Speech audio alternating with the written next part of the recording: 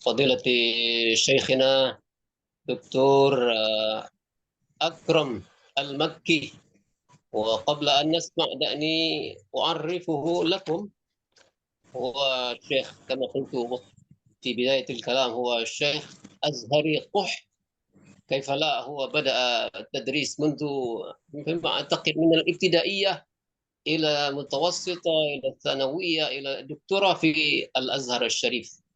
فنستفيد الآن ونسمع كلامه الشيخ فضيلة الشيخ. سيتكلم حول أثر التربية الإسلامية في تشكيل أخلاقيات المسلم المعاصر. فإلى فضيلة الشيخ، فليتفضل مشكورا غير مأمور.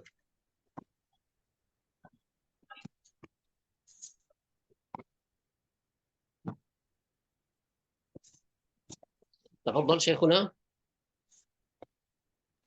السلام عليكم ورحمة الله وبركاته. Apa kabar وعليكم semua? السلام ورحمة الله وبركاته. Baik. تفضل. pulang duluan, disuruh pulang. ما شاء الله. الصوت مسموع؟ الصوت مسموع؟ مسموع مسموع، نعم تفضل دكتور. نعم، بارك الله فيكم. الحمد لله رب العالمين، حمدا كثيرا طيبا مباركا فيه، ملء السماوات وملء الأرض وملء ما بينهما وملء ما شاء من شيء بعد. أهل الثناء والمجد أحق ما قال العبد وكلنا له عبد. اللهم صل وسلم وبارك على نبينا محمد وعلى آله وصحبه أجمعين، وبعد. سأحاول أن يكون المقاطع للترجمة مقاطع صغيرة حتى لا نشق على أخي الحبيب الشيخ مستقيم حفظه الله تعالى. وفي البداية أحمد الله عز وجل على هذا الفضل الكبير الذي يسره على أيدي الشيخ مستقيم، حيث جعله الله مفتاح للخير في جامعة آمين الخير عند أهل آمين. الخير. ما نسأل شاء الله الله. جميعا من أهل الخير. فأسأل الله بارك. عز وجل أن يجعلنا من الشاكرين، ومن لم يشكر الناس لم يشكر الله تعالى. فنشكره على هذه البادرة، ونشكر القائمين على هذه الجامعة المباركة إن شاء الله تعالى، فضيلة الدكتورة هداية وفضيلة الدكتور حداد، جزاهم الله خيرا. وأيضا الشكر موصول لجميع من كان سببا. أسأل الله أن يبارك لكم جميعا. تفضل.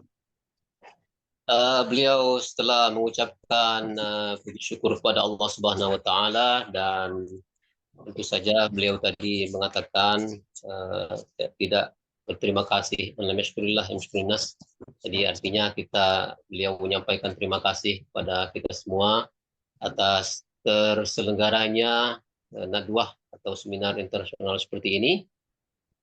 Dan beliau tadi telah mendengar pengantar dari Bu Rektor Dr. Hidayah, dan tentu saja beliau juga mendengar sambutan dari Dr. Omar Al-Haddad. Terima kasih juga kepada semua peserta yang hadir dan seluruh panitia yang tidak beliau sebutkan satu persatu. Fadhol, Dr. موضوع الأخلاق موضوع غاية في الأهمية، لا سيما في هذا الزمان الذي طغت فيه المادية وانحرفت فيه البشرية عن الأخلاق التي أمر بها خالقنا في كتابه العظيم، وأرسل بها نبينا محمدا صلى الله عليه وآله وسلم، وقد تمثل بها النبي صلى الله عليه وسلم وربى عليها أصحابه الكرام. Baik, tema akhlak adalah tema yang sangat-sangat penting, terutama kita hidup di zaman sekarang, di mana materi itu sudah menjadi panglima, ya. Kemudian bisa menyesatkan banyak manusia dari akhlak yang sesungguhnya diperintahkan kepada kita oleh Rasulullah SAW dalam sabdanya dan dalam Al-Quran yang mulia. Dan tentu saja Rasulullah memberikan tarbiyah terhadap umatnya, yaitu tarbiyah Islamiyah itu sendiri. وقياما بواجب النصيحة التي أمر بها النبي صلى الله عليه وسلم، حيث قال الدين النصيحة. قالوا لمن يا رسول الله؟ قال لله ولكتابه ولرسوله ولأئمة المسلمين وعامتهم. فقياما بواجب النصيحة لعامة المسلمين نقول هذه الكلمة التي أستحث فيها المصلحين لا سيما في هذه الجامعة المباركة على الاهتمام بهذا الجانب الأهم في حياة المسلم. وقد اقترحت أن تكون هذه المقالة أو الكلمة أن تكون باسم أثر التربية الإسلامية في تشكيل أخلاقيات المسلم المعاصر، وهذا يلزم منه أن نعرف ما هي الأخلاق وكيف هي حاجة الإنسان إلى الأخلاق، وما هي المصادر المعتبرة لمعرفة هذه الأخلاق، وأهمية التخطيط في هذا الجانب التربوي، ومن أين نبدأ حتى يكون واقعا بين أيدينا ولا يكون كلاما نظريا بين الناس، بل يكون واقعا مشاهدا محسوسا. بارك الله فيكم. Baik. Kita tahu bahwa agama adalah nasihat, bagaimana hadis yang dibacakan oleh Fadilatul Doktor baru tadi, sehingga dari itu semua sebagai penggerak, sebagai pembaharu, pendidik, kita semua memerlukan untuk melakukan aksi yang nyata dari kegiatan itu semua. Sehingga beliau dalam seminar ini ingin menyampaikan pengaruh tarbiyah Islamiyah dalam pembentukan akhlak Muslim dewasa ini, ya. Sehingga ada beberapa tema utama yang akan beliau sampaikan nanti adalah pertama, kebutuhan manusia akan akhlak itu sendiri. Yang kedua, referensi yang muktabar dari akhlak itu sendiri. Lalu yang ketiga adalah pentingnya untuk membuat program yang jelas di dalam sisi pendidikan ini, dan kemudian dari mana kita memulai untuk pembentukan akhlak itu, sehingga tidak hanya sekedar teori, namun pada aplikasi kita harus membentukkan aksi yang nyata. Nah, وفي البداية نسأل الله عز وجل أن يوفقنا لأحسن الأخلاق، فإنه لا يهدي لأحسنها إلا هو، ونسأله أن يصرف عنا سيء الأخلاق فإنه لا يصرف عنا سيئها إلا هو، وهو حسبنا ونعم الوكيل وبالإجابة جدير سبحانه تبارك وتعالى. kemudian tentu saja kita memohon pertolongan dari Allah Subhanahu wa taala, taufik dari Allah Subhanahu wa taala untuk membimbing kita menuju akhlak yang baik.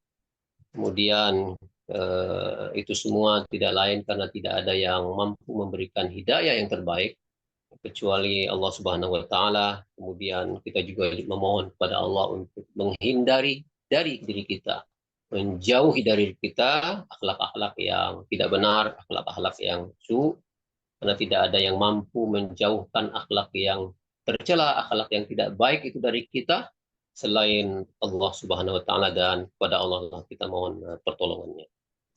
أول نقطة نتكلم فيها من النقاط الأربع هي حاجة الإنسان إلى الأخلاق. هل الإنسان فعلا بحاجة إلى الأخلاق؟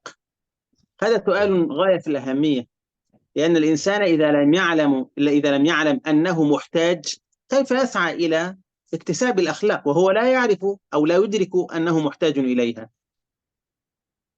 Ya, jadi salah satu poin yang ingin beliau sampaikan adalah kebutuhan manusia kepada akhlak itu sendiri. Sehingga timbul pertanyaan, apakah memang benar manusia itu butuh dengan akhlak? Pertanyaan yang sangat penting dan urgen untuk ditanyakan kepada kita semua. يوضح لنا رب العالمين حاجة الإنسان إلى الأخلاق، حيث ذكر أن الإنسان قد خلق وفيه مجموعة من الصفات التي تدل على أنه لو ترك بدون أخلاق سيكون في هلاك وخسران إلى آخر ما وصفه الله عز وجل. فقد وصف الله الإنسان في القرآن العظيم بصفات عديدة، منها أنه ظلوم كفار، ظلوما جهولا، يئوس كفور، يئوس قنوط، كفور مبين، فرح فخور، كان عجولا، كان ضعيفا، خصيم مبين، إذا مسه الخير منوعا وإذا مسه الشر جزوعا، أنه قتور وأكثر شيء جدلا، أنه كنود وفي خسر ويطغى، وهكذا. فلا بد للإنسان أن يعرف حقيقته حتى يعرف حاجته إلى أن يتغير إلى ما هو أفضل. Nah, Allah Subhanahu wa taala menjelaskan kepada kita kebutuhan akan akhlak itu, bagaimana kita diciptakan oleh Allah Subhanahu wa taala terdiri dari beberapa sifat yang kalau kita dibiarkan begitu saja tanpa akhlak, maka walaiyazubillah akan kehancuran yang akan diterima oleh manusia. Karena Allah di dalam Al-Quran banyak memberikan atau mensifati kita manusia dengan perkataan yang jelas dalam Al-Quran. Tadi beliau mengatakan zolumun kafar, zolim lagi kufur. Kemudian zoluman jahula, zolim lagi bodoh. Laus kafur, qanut, kemudian kafurun mubin. Wa ajula, kemudian tergesa-gesa. Dha'ifa, lemah. Khasimun mubin, yang permusuhannya nyata. Kemudian idza massahul khairu manu'a, apabila dapat kebaikan manusia itu pelit, mohon maaf. Idza massahul syarru jazua dan lain sebagainya. Wa annahu qatur, manusia juga itu pelit, qatur, dan banyak debatnya. Wa aktsaru syai'in jadala, banyak debatnya, banyak ngeyelnya kita manusia ini. Dan sifat-sifat itu tentu kita bisa menyaksikan gambaran tersebut di dalam Al-Quran yang sudah diberikan oleh Allah kepada kita semua. Nah. والله أخرجنا من بطون أمهاتنا لا نعلم شيئا كما قال سبحانه وتعالى كان لابد للإنسان من هداية وتوفيق وإرشاد يخرجه مما هو فيه من هذه الصفات القبيحة إلى الصفات الحسنة. ولذا من رحمة الله سبحانه وتعالى لهذا الإنسان أنه أنزل له كتابا مبينا هداية له بل هداية للناس جميعا يهدي به الله عز وجل من اتبع رضوانه سبل السلام ويخرجهم من الظلمات إلى النور. هذا الكتاب الذي هو شفاء لما في الصدور. نعم. Allah Subhanahu wa taala mengeluarkan kita dari perut ibu kita la na'lamu syai'an, tidak tahu apa-apa. Wallazi akhrajakum min butunihim al-ayah, yani na'am. Kemudian tentu saja manusia perlu akan hidayah Allah Subhanahu wa taala. Dan perlu juga taufik dan irsyad darinya. Kemudian dari butuhnya taufik tersebut dan irsyad tersebut mampu mengeluarkan kita dari sifat-sifat yang tercela menuju sifat-sifat yang hasanah, sifat-sifat yang baik. Karenanya kebutuhan manusia terhadap rahmat Allah Subhanahu wa taala itu, kemudian dari situ kita bisa melihat bagaimana Al-Qur'an diturunkan.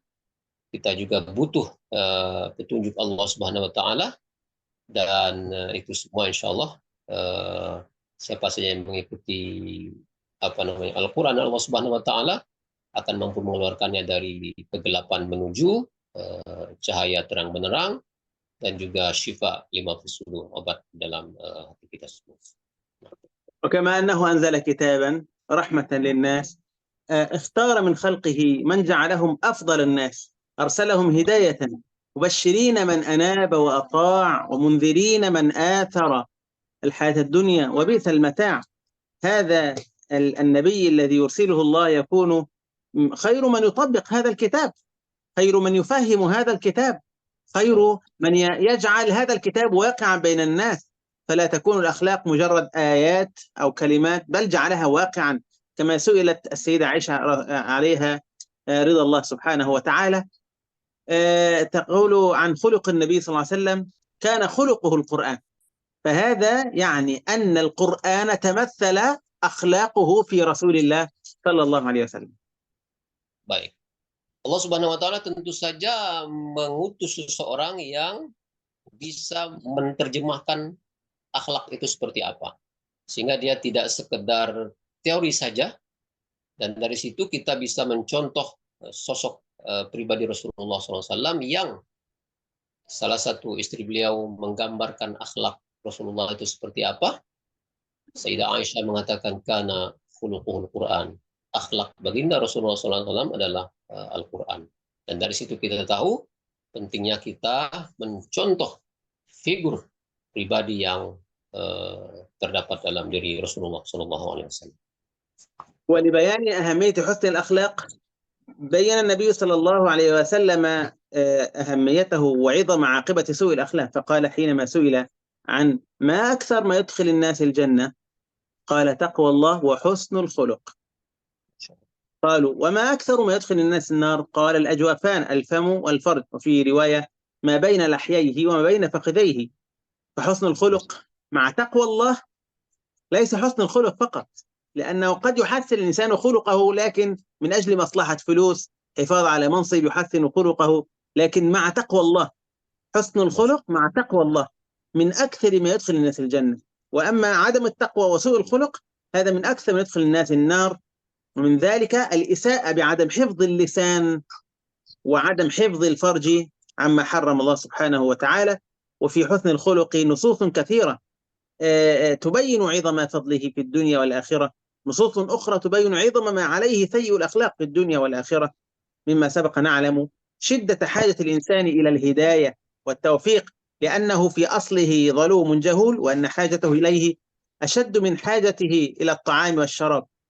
فقد يحتاج إلى الطعام والشراب مرة في اليوم أو مرتين أو ثلاثة، وأما الأخلاق والآداب فهو في حاجة إليها في كل أحواله، في كل لحظة، في كل ثانية من ثواني حياته يحتاج إلى معرفة ما هو الأدب وما هي الأخلاق التي ينبغي أن نكون عليها. Masya Allah. Rasulullah SAW tentu saja menjelaskan bagaimana urgensi husnul akhlak, dan sehingga kita bisa mendapati dalam satu hadis ketika beliau ditanya apa yang bisa memasukkan kita ke dalam surga, Rasulullah SAW menjawab, taqwallah wa husnul khuluq, takwa kepada Allah dan baiknya akhlak. Tentu saja harus dibarengi dengan taqwallah, tidak cukup dengan akhlak baik saja. Kalau hanya mengandalkan akhlak baik saja, bisa saja kita pura-pura baik untuk kepentingan tertentu dari kepentingan dunia. Tetapi ketika dibarengin dengan taqwallah, takwa kepada Allah Subhanahu wa taala, muraqabatullah, diawasi oleh Allah Subhanahu wa taala, dan husnul khuluq itu sendiri, baiknya akhlak, ya.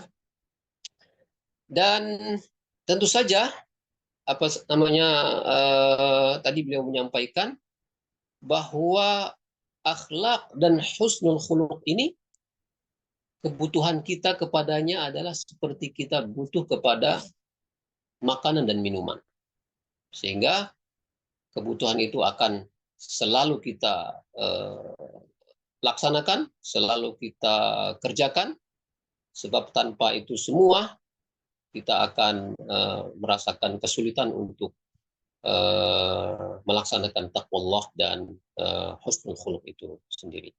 Nah. أما العنصر التالي وهو ما هي المصادر المعتبرة للأخلاق، إذا علمنا أن هناك حاجة ماسة لهذا الأمر، طيب إذا لابد أن نعرف ما هو المصدر الأصيل المعتبر الموثوق لمعرفة الأخلاق التي سنتحلى بها في حياتنا. لذا تكلم المصلحون عن مصادر الأخلاق، ولا شك أن هذا المصدر هو الذي أرشد إليه الله سبحانه وتعالى. فالله عز وجل هو الذي خلقنا، وهو سبحانه الذي يعلم ما يصلحنا وما يضرنا. قال الله سبحانه ألا يعلم من خلق وهو اللطيف الخبير. لذا وجب علينا نحن المسلمين أن يكون اعتمادنا في معرفة صلاح أخلاقنا وفسادها من الوحي الإلهي الذي لا يأتيه الباطل من بين يديه ولا من خلفه. ولذا نص علماؤنا على أن مصدر الأخلاق هو كتاب الله وسنة نبيه صلى الله عليه وسلم، ويكون ذلك أيضا بالنظر في سيرة من رضي الله عنهم. ننظر إلى أخلاق الصحابة والتابعين من رباهم رسول الله. أولا رضي عنهم الله عز وجل كما في القرآن، رضي الله عنهم ورضوا عنه، ورضي عنهم رسول الله صلى الله عليه وسلم، ووصى باتباع هديهم، عليكم بسنتي وسنة الخلفاء المهديين من بعدي. قال عليكم بهدي ابن أم عبد، اقتدوا بالذين من بعد أبي بكر وعمر. هذه نصوص تبين أن هدي هؤلاء رضي عنهم رسول الله، تخرجوا في مدرسة رسول الله صلى الله عليه وسلم، ثم من تلاهم من التابعين وتابعيهم وأئمة الإسلام المتبوعين. نسأل الله عز وجل أن يجعلنا ممن يتعلم من هؤلاء جميعا. Baik. Dan beliau menjelaskan kepada kita siapa referensi kita, referensi yang sahih, yang benar untuk kita mencontoh akhlaknya. Jadi tadi beliau menyampaikan bahwa sumbernya tentu saja adalah kitabullah dan sunnah Rasulullah SAW, dan tentu saja kita harus melihat, mempelajari, mencontoh sirah. Sirah itu artinya perjalanan hidup dari beliau lahir sampai beliau wafat, Rasulullah SAW, dan para sahabat beliau. Karena para sahabat itu dalam Al-Quran banyak sekali ayat yang memuji akhlak-akhlak beliau, karena para sahabat juga orang yang alumni pendidikan yang langsung dibina oleh Rasulullah SAW. Kemudian juga para tabi'in, dan para a'immah, para pemimpin Islam yang diberi petunjuk oleh Allah Subhanahu wa taala. Inilah masadir atau sumber-sumber yang valid mengenai akhlak yang harus kita contoh, yang harus kita lihat dan kita pelajari bersama. Nah. الآن تكلمنا عن حاجة الإنسان إلى الأخلاق، هذه رقم واحد. الثانية، ما هي المصادر المعتبرة للأخلاق؟ والثالثة التي بين أيدينا الآن، أهمية التخطيط في الجانب التربوي. باختصار، لأن جوانب الأخلاق كثيرة ومتنوعة، فيلزم أن يكون هناك نظام، لازم يكون هناك منهج، يلزم أن يكون هناك تخطيط.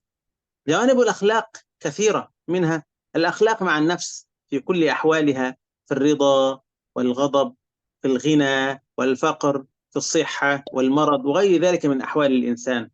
أخلاق مع الله، مع القرآن، مع السنة، أخلاق مع النبي صلى الله عليه وسلم، أخلاق مع الأرحام، مع الوالدين والإخوة وبقية الأرحام، أخلاق مع الصحابة والتابعين وأئمة الإسلام، أخلاق مع جميع من حوله من جار أو صديق أو زميل أو عامل أو خادم أو رئيس، كل من حولك لابد معهم من آداب وأخلاق. أخلاق مع الكائنات، مع الملائكة هناك أخلاق، الإنسان مع الملائكة، هناك أخلاق مع الجن نص عليها القرآن أو نص عليها السنة أيضا. أخلاق مع الحيوانات، مع الجمادات. انظروا إلى خلق النبي صلى الله عليه وسلم مع هذا الجذع الذي حن، كان خلقه أنه رحمه صلى الله عليه وسلم. مع الحشرات، أخلاق في خلوتك، لما يكون إنسان وحده أخلاق تظهر، أخلاقه في خلوته بينه وبين ربه وفي جلوته في جميع أموره. إذا لا بد من أن يكون هناك نظام من منهج، أن نبدأ بالأولويات، وأهم هذه الأخلاق وهو أساسها الأخلاق مع الله. فإذا أصلحت ما بينك وبين الله صلحت جميع الأخلاق فيما بعد ذلك. أخلاق مع الوالدين، الأخلاق التي ينبغي أن يتعلمها المرء تتكرر في كل يوم من أيامه، فيحتاج الإنسان إلى أن يتعلمها ويعلمها غيره. Nah, Masya Allah. Kita sudah membicarakan 2 poin, kata beliau tadi, kebutuhan manusia akan akhlak. Kemudian sudah membicarakan sumber-sumber yang valid mengenai akhlak. Lalu kita akan masuk poin yang ketiga, ahamiyatut takhtid fil janib tarbawi. Urgensi perencanaan dari sisi pendidikan itu sendiri. Tentu saja ada banyak sisi akhlak yang harus kita ketahui. Dengan singkat beliau tadi menjelaskan, yang pertama adalah akhlak dengan diri kita, ma'an nafas, dengan segala kondisinya, baik ketika kita ridho, ketika kita marah, ketika kita ada uang kaya, ketika kita tidak punya uang, ketika kita sehat, ketika kita sakit, dan seluruh keadaan itu akhlak juga kita harus perhatikan. Kemudian akhlak kepada Allah, akhlak kepada Al-Quran, akhlak kepada Nabi Muhammad SAW, akhlak dengan orang-orang yang kerabat, tentu saja dengan kedua orang tua, saudara, dan kerabat yang lainnya. Akhlak kepada para sahabat, ini juga harus kita bicarakan. Akhlak kepada tabi'in dan para pemimpin umat Islam. Kemudian juga akhlak kepada orang-orang yang ada di sekitar kita, tentu saja tetangga, teman, mitra, pekerja, pembantu, presiden, Ada juga akhlaknya kita yang harus kita perhatikan. Dan subhanallah, Islam tidak hanya memperhatikan akhlak kepada makhluk hidup saja. Tadi beliau menyampaikan akhlak kepada malaikat yang makhluk tidak kita lihat, kepada jin, nasnya jelas, bahkan kepada hayawanan. Tadi beliau menyampaikan hayawanan itu adalah hewan-hewan, kemudian yang lainnya, dan di atas itu semua adalah yang paling penting adalah asas akhlak ma'allah. Kalau kita akhlak kita kepada Allah baik, akhlak kepada Allah bagus, maka akhlak yang lain akan dibantu oleh Allah Subhanahu wa taala bagi kita untuk menyempurnakan akhlak tersebut. Betul. وأخيرا إن شاء الله تعالى، أخيرا هذا العنصر الذي نختم به إن شاء الله، وهو من أين نبدأ بث الأخلاق ونشرها بين الناس وترسيخها في المجتمع عموما وفي الطلاب خصوصا. ما شاء الله. البدء ببث الأخلاق في الأجيال المسلمة سواء في المدارس والمعاهد أو الجامعات أو المساجد ينبغي أن يبدأ بإيجاد القدوة الذي سيكون نموذجا يقتدى به أو يقتدي به الأجيال. فالتربية بالقدوة من أفضل أنواع التربية، ولنا في رسول الله صلى الله عليه وسلم أسوة حسنة، كما قال الله سبحانه وتعالى: لقد كان لكم في رسول الله أسوة حسنة. أرسله الله عز وجل قدوة للناس، وللقدوة أهمية عظيمة، فالقدوة هي مثال حي يؤكد أن هذه الأخلاق يمكن تطبيقها في أرض الواقع، ليست مجرد كلام لا نستطيع تطبيقه، بل هذا نموذج حي، فهو يعطي للآخرين قناعة بما يدعو إليه القدوة من الأخلاق. القدوة الذي نسعى لإيجاده هو المعلم والمدير والمشرف وكل مسؤول في العملية التعليمية، ليس المدرس فقط. ليس المدرس فقط هو الذي يطالب بأن يكون قدوة، بل كل مسؤول لابد أن يكون قدوة بين الناس، يكون قدوة في مجال عمله أيا كان، سواء في التعليم أو في غيره. لكن نبدأ أولى الناس بالقدوة أهل العلم الذين يعرفون كلام الله وكلام النبي صلى الله عليه وسلم. لابد أن يكون نموذجا في الإخلاص والصدق والأمانة والرحمة والنزاهة والتواضع والكرم والحرص على نفع إخوانهم والصبر وحسن الظن. حينها سنرى القدوة الذي يتحلى بالإيمان والعمل الصالح. هذه شروط القدوة أو صفات القدوة: إيمان وعمل صالح وحسن خلق في جميع أحواله وموافقة عمله لما يدعو إليه، يكون عاملا بما يقول. نعم. Masya Allah. Poin yang terakhir, para peserta seminar internasional semuanya, min aina nabda basul akhlak. Dari mana kita mulai mempraktekkan atau menyebarkan akhlak ini. Tentu saja kita mulai dengan generasi-generasi muslim yang terdapat di sekolah-sekolah, mahat-mahat, kampus-kampus, dan lain sebagainya. Dan bagaimana caranya? Tentu saja tarbiyah bil qudwah, tarbiyah dengan memberikan contoh, bukan hanya sekedar teori. Ketika kita memberikan qudwah atau contoh yang terbaik, itu merupakan contoh yang paling terbaik di antara metode-metode yang ada di dalam pendidikan.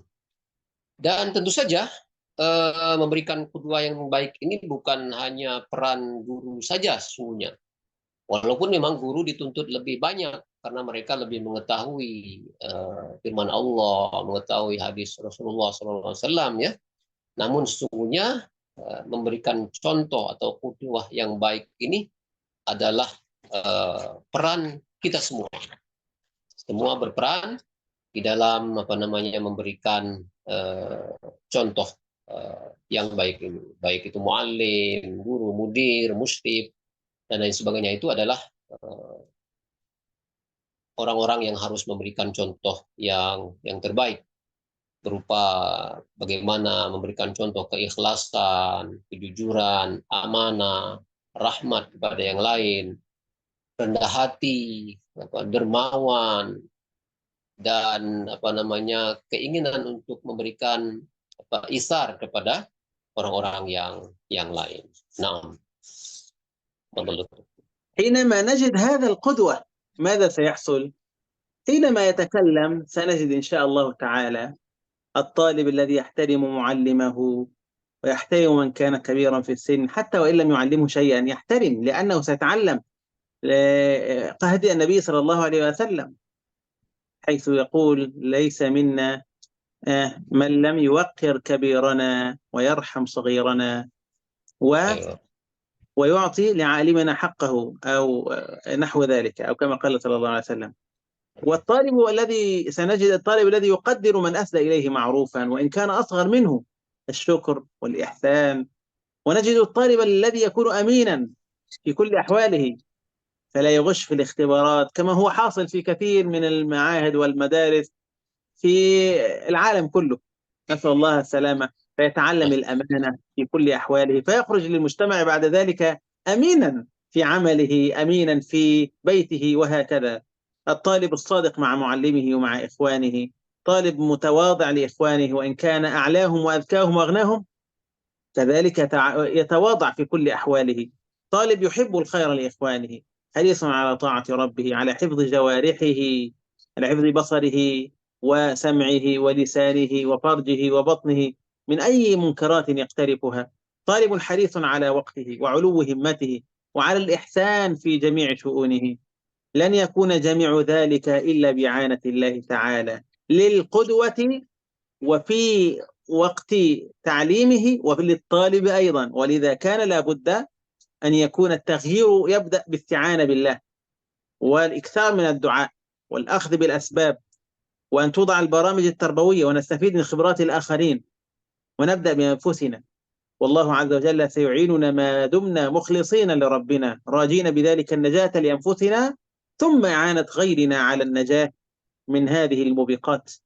ولنتذكر دوما دعاء النبي صلى الله عليه وسلم الذي رواه الإمام مسلم في صحيحه من حديث علي رضي الله عنه، قال فيه: اللهم اهدني لأحسن الأخلاق لا يهدي لأحسنها إلا أنت، واصرف عني سيئها لا يصرف عني سيئها إلا أنت، والله المستعان وعليه التكلان، ولا حول ولا قوة إلا بالله العلي العظيم.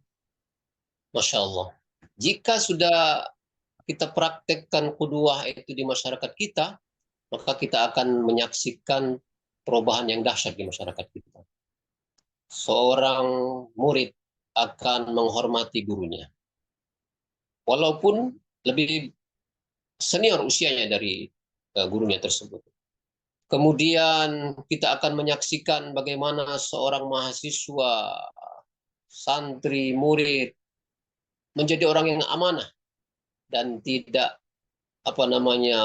berbohong ketika ujian, ketika UTS, UAS dan lain sebagainya ya.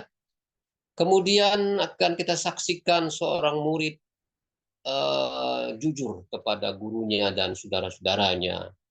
Seorang murid akan menjadi pribadi yang rendah hati pada saudara-saudaranya, walaupun dia lebih tinggi ilmunya, lebih cerdas kecerdasannya, dan lebih banyak hartanya dibandingkan saudara-saudara yang lain. Dan kita akan menyaksikan murid-murid menjadi orang yang selalu menjaga ketaatannya kepada Allah, menjaga anggota tubuhnya dari hal-hal yang dilarang oleh Allah Subhanahu wa taala. Kita akan menyaksikan para pelajar yang betul-betul memanfaatkan waktunya, tidak membuang waktunya, dan menjaga semangatnya, himmahnya, dan akan memelihara dirinya dari hal-hal yang dilarang oleh Allah Subhanahu wa taala. Dan tentu saja semua itu tidak akan kita dapatkan, tidak akan mampu kita realisasikan kecuali dengan i'anatillah, pertolongan Allah dan taufik dari Allah Subhanahu wa taala. Karenanya untuk agar berhasil melakukan perubahan tersebut, kita hendaknya selalu terus memperbanyak doa kepada Allah Subhanahu wa taala, memohon kepada Allah Subhanahu wa taala, dan kita harus selalu ingat sebagaimana doa dari Rasulullah SAW, Allahumma hdini li ahsanil akhlaq. Ya Allah, berikanlah petunjukmu kepadaku dengan akhlak yang terbaik. karena tidak ada yang mampu memberikan petunjuk padaku akhlak yang baik itu kecuali engkau. Kemudian wasrif anni, jauhkanlah dariku sayyi'ah, akhlak yang tidak baik itu tersebut, dan tidak ada yang mampu menjauhkannya dariku dari akhlak yang baik itu kecuali engkau Allah Subhanahu wa taala. La haula wala quwata illa billahil aliyil azim. Demikian yang disampaikan oleh Dr. Akram Al-Makki. Huwa Masri lakin Al-Makki la adri limadha. Barakallahu fikum. عائلة اسمه عائلة المكي أصلي مكي أصلي Masya مكي. Allah. الحمد Masya لله. Allah. Syukran jazilan Doktor. Natruk al-hadirin li أسئلة أو ما شابه ذلك. بارك الله فيكم. نشكرهم على حسن الاستماع، نشكرهم على حسن وصبرهم علي. Barakallah. Doktor Akram, berterima kasih atas kesabaran mendengarkan apa yang saya sampaikan. Selanjutnya jika ada yang mau ditanyakan atau ada yang mau ditanggapi dari apa yang saya sampaikan itu, dipersilakan.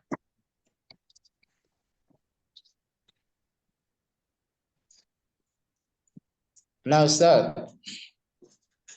تفضل أستاذ محمد زمراني، هو أحد نعم. محاضرين في جامعة خير. تفضل. Syukran. Bismillahirrahmanirrahim. Assalamualaikum warahmatullahi wabarakatuh. Waalaikumsalam.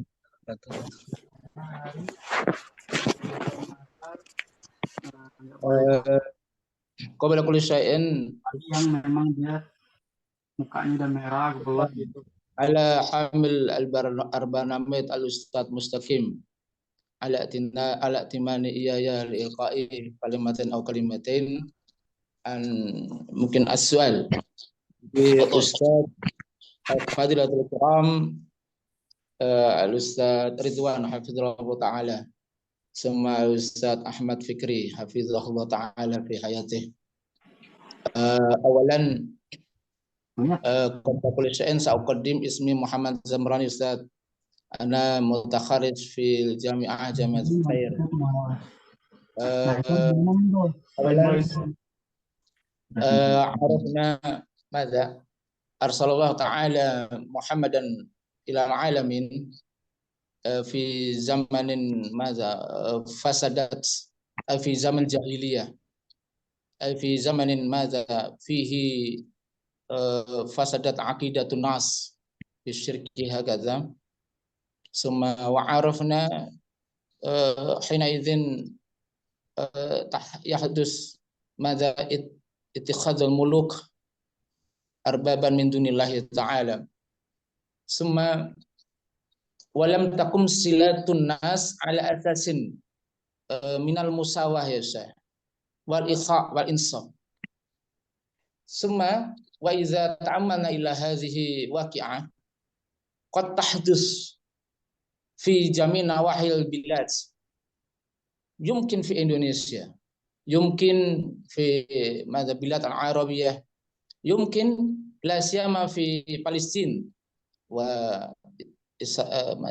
fi bilad Palestina wa Israel kama arafna tahdus al-harb bainahuma hakadha عرفنا وإذا تعاملنا إلى هذه الواقعة هذه من أعظم البلايا من أعظم المصيبة لماذا؟ لأن هناك ماذا لم تقم صلة الناس من المساواة والإخاء والإنصاف هكذا ولذلك هذا هناك السؤال كيف موقفنا من هذه الحادثة يا شيخ ثم السؤال الثاني إذا تأملنا بعدما اشتمل على القرآن كما شرح الأستاذ أحمد فكري هناك ماذا العقيدة ثم ماذا العبادات ثم المعاملات عرفنا أن العبادة والعقيدة والمعاملة هكذا من ماذا؟ من afdalil wasail di tarbiyatil akhlak. Walidzalika arju minkum ya Syekh syarhan lana kaif ra'yuka al-ibadat hakadha min afdalil wasail li tarbiyatil akhlak karim. Wa kadzalika fi muamalat wa aqidah. Wa syukran. Jazakumullah. Assalamualaikum warahmatullahi wabarakatuh.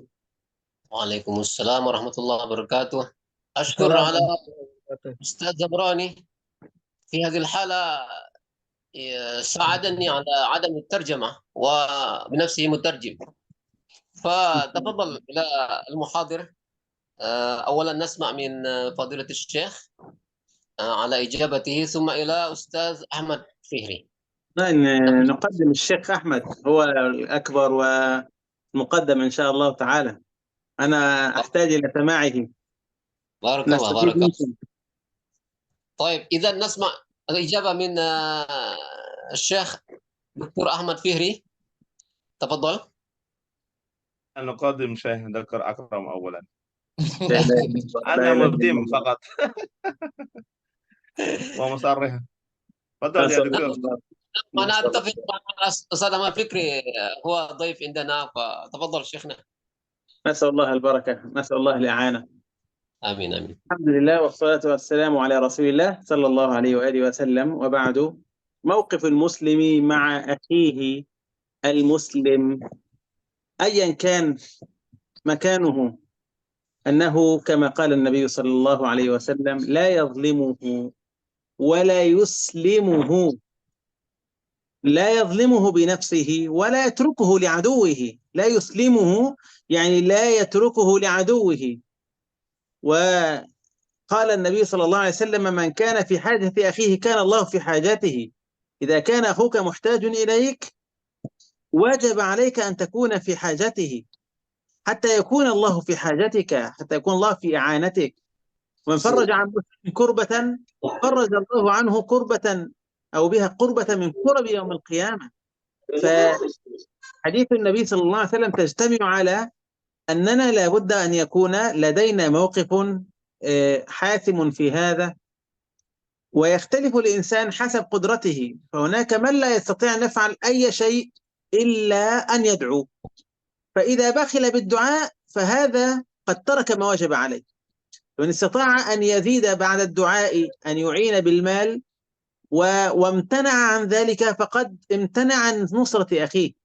فإن استطاع أن يفعل بيده أو يكون هناك قرار يمنع هذا العدو، قرار يمنع ظلمه، فليفعل. فإن قصر يعني كما قال النبي صلى الله عليه وسلم من رأى منكم منكرا فليغيره بيده، فإن لم يستطع فبلسانه، فإن لم يستطع فبقلبه، وذلك أضعف الإيمان.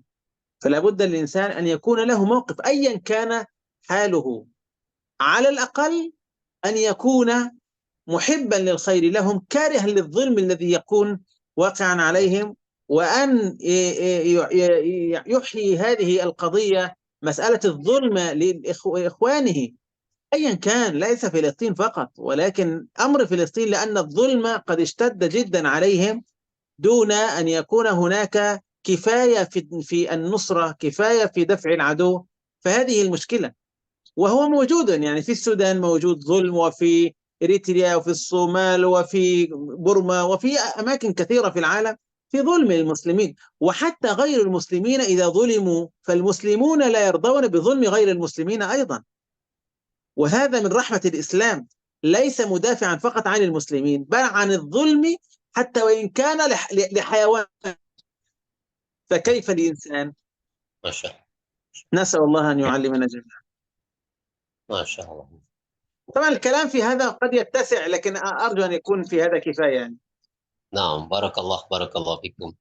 أشكركم دكتور أكرم. الآن نسمع إلى دكتور أحمد فهري. طيب. تفضل دكتورا. لا أطيل في شرح لنا دكتور. بارك الله. نسبة في القضايا المعاصرة في قضية قبل التدين ألا هي الإنسانية، فلا بد لكل واحد أن يقتدي قضية الإنسانية. ولذا قال ما قال الله عز وجل في كتابه الكريم يا أيها الناس إنا خلقناكم من ذكر وأنثى وجعلناكم شعوبا وقبائل لتعارفوا. ولذا نرى في قضية دعوة الرسول صلى الله عليه وسلم قضية الإنسانية لابد أن يكون أهم من قضية التدين. والدين الإسلام يتحدث كثيرا ويؤسس قضية الإنسانية، فهذه أهم قضية الفلسطينية، قضية مثلا في صومال قضية، وهذا لابد أن يركز جيدا في قضية الإنسانية، وهذا من باب أخلاق الكريمة. والدين الإسلام دين رحمة للعالمين، هذا موقفنا. والثاني إذا كان سؤال عن قضية مثلا العبادة يتأثر كثيرا في أخلاق مع أن هم مسلمون. المهم والأهم ألا وهي ليس نسبة إلى المسلمين لكن نسبة إلى قضية الدين الإسلامي، مع أن إذا كان نركز توحيد وعقيدة جيدة ونبحث ثم نركز جيدا والعبادة يومية التزام مؤقتا ومستمرة واستقامة، سيتأثر كثيرا في أخلاقنا الكريمة اليومية، فهذه مهم إن شاء الله. هكذا، شكرا لكم. ما شاء الله ما شاء الله، بارك الله فيكما، أستفيد كثيرا من إجابتكم وشرحكم. نترك الآن ربما هناك تعليق من إخوة أو السؤال أو الاقتراح، silakan bagi. ليس السؤال، إذا كان في استفسارات أو نعم المداخلات هذا أحسن، نحن صحيح. نقاش. Ayo, silakan kalau ada yang mau ditambahkan atau apa saja, kita persilakan kepada peserta Zoom yang lain. أستاذ أستاذ تفضل. لدي سؤال واحد. لمن؟ لأستاذ فكري أو الشيخ؟ كلا. Syekh ini, Dr. Syekh أكرم. Al-Akram. طيب تفضل. Sasajen Syekh, kuntu a'taqidu ana talima aliyah sayu'assiru 'alal akhlaqi wassuluki. Lakin tabayyana annani kuntu mukhti'an. Ata'limu aliyuma huwa ila li ziyadati ma'rifati wal ma'rifati. Walakin ala yanbaghi ay yakuna sahibal ilmi aksara akhlaqan wa husnul khuluqan. Wa bisababi ilmihi aliya yajibu an yakuna ladaihi tariqatu takfirihi zayidatun. Wa maratan ukhra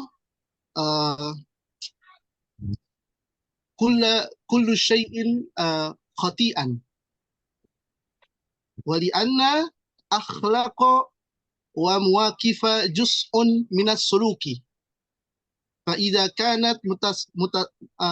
kanat mutawasilatan fi jasadil minas sabu tahsinuha. Idzan ya Syekh, ma hiya wajahtu nazrika fi hadzal mawdu ya Syekh. Syukran, barakallahu fikum. طيب السؤال غير واضح لي. هل المقصود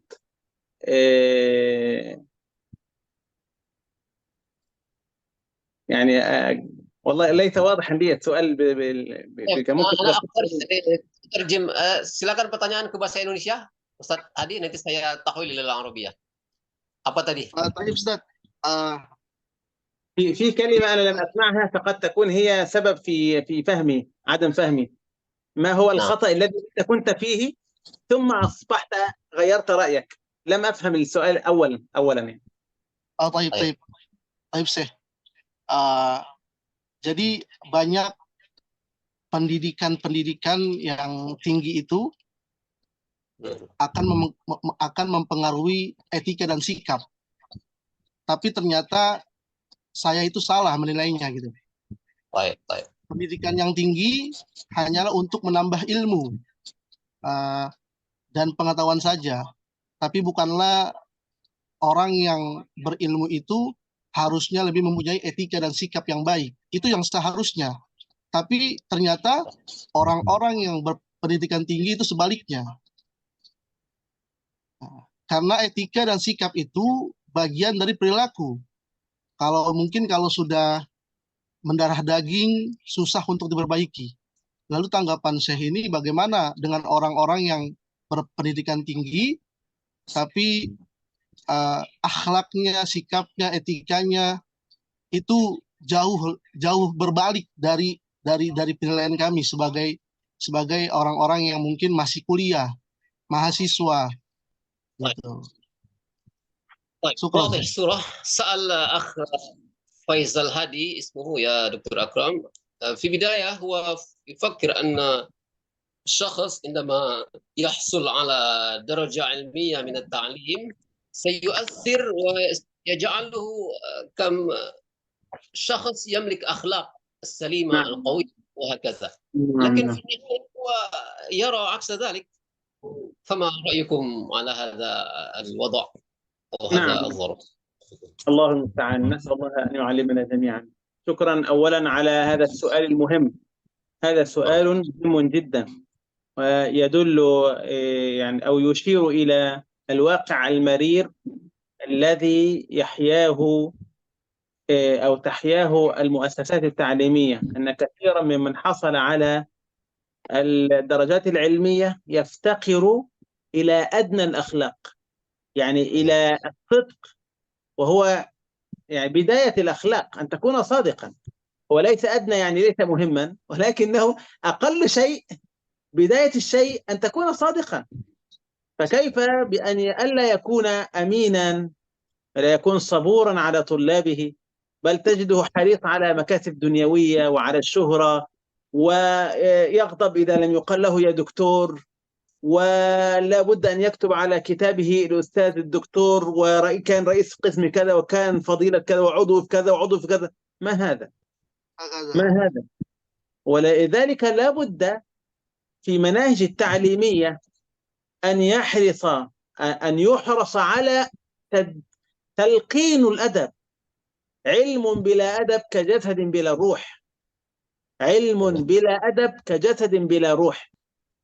أحكي لكم موقفا للإمام سفيان بن عيينة أمير المؤمنين في الحديث. سفيان بن عيينة، نعم. يا الله، جاءه رجل في مجلس كبير وشتمه، فقالوا له ألا ترد عليه؟ تخيل هذا الموقف في مكان كبير، شتم الإمام من أئمة المسلمين فسبه، فقالوا له ألا ترد عليه؟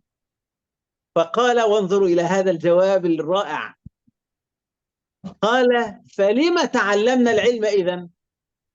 الله. يعني إذا كنا سنرد على السفهاء، على من يشتم، طيب نحن ما الفرق بيني وبين هذا الجاهل؟ هذا جاهل. ما الفرق بيني وبينه؟ لماذا تعلمنا العلم إذن؟ أيوة، ما شاء الله. انظر إلى آخر قال له يا منافق أمام الناس، قال له يا منافق. تخيلوا ماذا يقول هذا الإمام سفيان بن عيينة. قال تخيلوا ما يعني موقف كبير يقول له يا منافق. فقال له من أخبرك باسمي؟ يعني كأنه يتهم نفسه لعل فيه شيء من النفاق وهو لا يدري. وهكذا المواقف العملية كثيرة. أنا أذكر مما رأيته بعيني في بعض مشايخي، والله هذا أمام عيني. الشيخ هذا إمام المسجد يخطب ويعطي الدروس، ومن الذين لهم مكانة كبيرة في البلدة، تاجر للذهب، يعني غني وما شاء الله وجاهة ومكانة.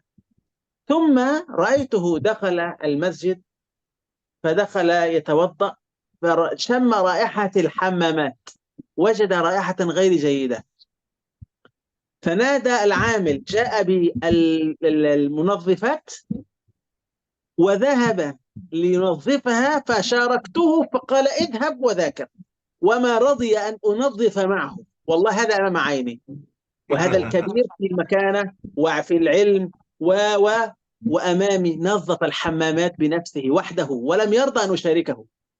الله الله الله. انظروا إلى تلقين الأدب، أن تجد الأدب عمليا. نحن محتاجون إلى مثل هذا. أما اسمه دكتور ويفتخر ويعجب بنفسه، والله رأيت العكس. مرة كنت في الجامعة، في جامعة الأزهر، وفي الأزهر فيها كذا وهكذا، وفي كل الجامعات فيها الجيد وفيها غير الجيد. الدكتور أخرنا في استلام ورقة الإجابة، ورقة الأسئلة، فقلت له في آخر الاختبار يا ليتك يعني تمد الوقت، نحن أخذنا الورق متأخرا. قال من أنت حتى تعلمني؟ من أنت حتى تعلمني الصواب من الخطأ؟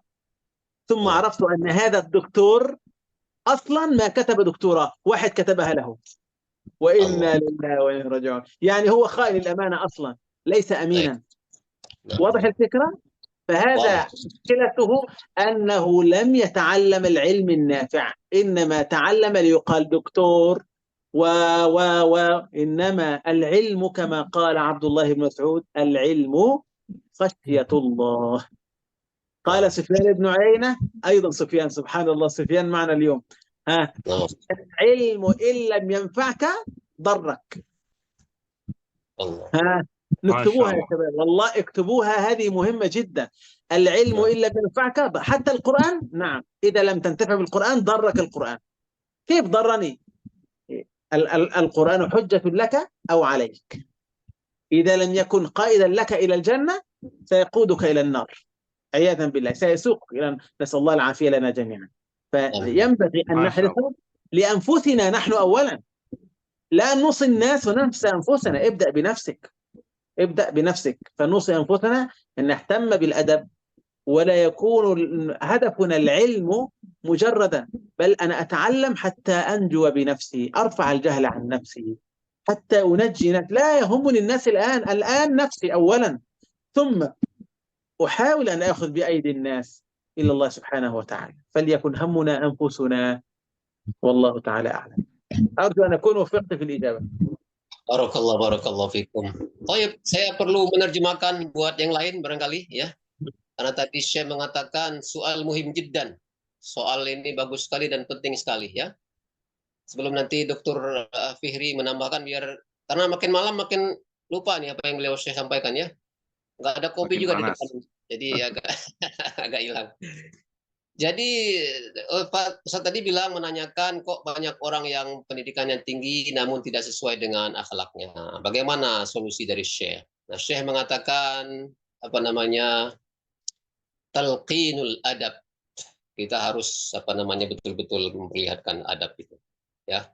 Karena ilmu tanpa adab itu seperti jasad tanpa ruh. Masya Allah ya. Kemudian tadi beliau mencontohkan Sufyan bin Uyainah, bagaimana beliau dicaci maki di tengah banyak orang. Ya, ada yang menyampaikan ke Sufyan bin Uyainah, kenapa nggak dibalas Syekh? Orang itu ngomong Anda begini. Syekh menjawab, kalau falima ta'allamna al-ilma idzan. Kalau kita menjawab cacian sama dengan orang seperti itu, untuk apa kita belajar ilmu? Kemudian ilmu khasyatullah, ilmu adalah takutnya kita kepada Allah Subhanahu wa taala. Tapi yang paling penting kata Syekh tadi, kita tidak boleh minta kemana-mana, tapi nafsi awalan. Kita mulai dari diri kita masing-masing. Dr. Ahmad Fihri, silakan, mau ditambahkan. Baik, ana Khalil. المشكلة وهذه الواجبات منزلنا ألا وهي لأن الجامعة لا يهتم بقضية وتلقين كما قال الشيخ تلقين الأدب، لأن الجامعات يرشحون إلى العمل والكسب. Jadi problematika hari ini, Mas Hadi, karena pendidikan kita, lembaga-lembaga termasuk jamiat, itu lebih kepada capaian bagaimana mendapatkan karir dan mengabaikan kepada akhlak dan keseharian mereka. Dari mulai asalib, al-manahij, kurikulum, itu tidak diarahkan, kemudian monitoring. Wa garduna al-an fi at-tarbiyah al-islamiyah wa hadihi masyaallah innalillah wa hadihi manzilah, dan ini PR kita semua. Walidha min al-atfal, tarbiyatul atfal wa al-ibtidaiyah wa thanawiyah wal hatta ana mudarris fil jami'at uhamka wajadna fi al-waqi masyaallah katsirun minan nas wa katsirun minat talabah yahtamuna binata'ij al-wusul ila al-kasab wal amal wala yubali an qadiyati akhlaq wa ahammiyatul ibadat wa ahammiyatul akhlaq bainan nas, masalan fil amal, di dalam karir, di dalam masyarakat, dan ini waqi. Makanya pengalaman kita di Ma'had asalib ini, manhaj ini, misalkan mana yang ilmu yang harus didahulukan, mana yang harus diakhirkan, itu kan sekarang kebalik-balik. Lihat hari ini, mohon maaf, para pensiun di masjid-masjid kita, dan saya sering menyampaikan di beberapa, akhirnya kan pensiun belajar Islam, pensiun belajar tentang tahsin, pensiun belajar bahasa Arab. Itu sekarang mana yang doruri, ya, mana yang kifayah, mana yang aini, mana yang lebih diutamakan, mana yang nanti gitu. Ini polanya berbolak-balik gitu. Walidha ana arjukum wa jami al-asatid wa dakatir wa al-ustadat ihtammu ihtimaman jayyidan wa talqin al-adab kama qala syekh ihtimaman fi talqin al-adab wa al-muraja'ah wal muraqabah, monitoring, ya, hatta yatamakkan akhlaquna al-atfal wa at-talab al-jami'i tamakkunan fi akhlaqin jayyidin. Dan kalau ini dirasakan culture-nya, itu politikus kita, pejabat kita, masyarakat kita, dari mulai atas sampai bawah itu akan terasa dulangan-dulangan culture yang itu naruh motor, naruh mobil, semuanya, karena semuanya punya adab. Ini bukan hak kita. Ada hubungan Allah, maqabatullah, terkait tentang pemahaman tauhid, al-ibadah. Nanti kalau dimasukkan barang-barang haram, nanti doa-doa kita nggak dimakbul. Ini qadiyah yahtamuna min al-asatid labud ay yuqarrir daiman fi qadiyati talqin al-adab wa al-muraqabah wa masalan mada naqul takallam wa ahammiyatul adab wa ta'assuran kathiran fi hadhihi al-majal. Hakada, syukran. طيب أشكر جزيلا مرة أخرى لفضيلة الشيخ أكرم المكي ودكتور أحمد فهري والمشاركين في هذه الندوة الإلكترونية الدولية. بهذا أظن وصلنا إلى نهاية البرنامج، والاختتام طبعا نرجو ونطلب من فضيلة الشيخ الدعاء. نسأل الله تعالى أن يجعل هذه الندوة وسيلة لنا للتقرب إلى الله سبحانه وتعالى وللوصول رضا الله سبحانه وتعالى. نطلب إلى فضيلة الشيخ لتقرأ لنا الدعاء قبل أن نختم هذه الندوة. بارك الله فيكم يا فضيلة الدكتور، تفضل. اللهم صل وسلم وبارك على نبينا محمد. آمين. اللهم اهدنا فيمن هديت، وعافنا فيمن عافيت، وتولنا فيمن توليت، وقنا شر ما قضيت. اللهم اغفر لنا وارحمنا واهدنا واهد بنا. اللهم اغفر لنا وارحمنا واهدنا واهد بنا. اللهم تب علينا، اللهم تب علينا، اللهم تب علينا. اللهم اهدنا واهد بنا ويسر الهدى لنا، ويسر الهدى لنا. اللهم اجعلنا لك توابين، لك أوابين، لك أواهين منيبين. رب تقبل توبتنا واغسل حوبتنا وأجب دعوتنا وسدد حجتنا وقوي إيماننا واسلل سخيمة صدورنا. اللهم اجعلنا بالإسلام قائمين، واجعلنا بالإسلام قاعدين، وبالإسلام راقدين، ولا تشمت بنا عدوا حاسدين. اللهم يا حي يا قيوم برحمتك نستغيث، أصلح لنا شأننا كله ولا تكلنا إلى أنفسنا طرفة عين. يا حي يا قيوم برحمتك نستغيث، أصلح لنا شأننا كله ولا تكلنا إلى أنفسنا طرفة عين. اللهم إنا نسألك الهدى والتقى والعفاف والغنى. اللهم إنا نسألك الهدى والتقى والعفاف والغنى. اللهم اهدنا لأحسن الأخلاق لا يهدي لأحسنها إلا أنت، واصرف عنا سيئها لا يصرف عنا سيئها إلا أنت. اللهم كل إخواننا المسلمين المستضعفين في كل مكان، اللهم اجبر ضعفهم، اللهم اجبر ضعفهم، اللهم اجبر ضعفهم. اللهم كن لهم ولا تكن عليهم، اللهم كن لهم ولا تكن عليهم. اللهم عليك بمن عاداهم، اللهم عليك بمن عاداهم، اللهم عليك بمن منع القوت عنهم، اللهم عليك بمن منع القوت عنهم ومن منع حمايتهم ونصرتهم. اللهم اخذل من خذلهم وانصر من نصرهم، اللهم اخذل من خذلهم وانصر من نصرهم برحمتك يا أرحم الراحمين. اللهم عجل بنصرك المبين يا رب العالمين. اللهم آتنا في الدنيا حسنة وفي الآخرة حسنة وقنا عذاب النار. وصل اللهم وسلم وبارك على نبينا محمد وعلى آله وصحبه أجمعين.